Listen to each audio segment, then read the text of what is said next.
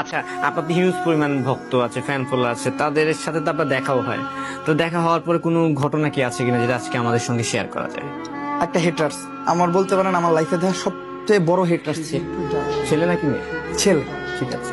একটা জায়গায় গেছি, আমার অনেক পোলাপান ফিল করছে, সে দূরে দাঁড়ায় থেকে আমার লাইক গালির মতোই দিতেছে যে কি ভিডিও বানায়, আমার পছন্দ না, এটা সেটা, ওরে দেখতে মানুষ এত ভিড় করছে, কি এর লেগে, হ্যান ত্যান, এটা সেটা।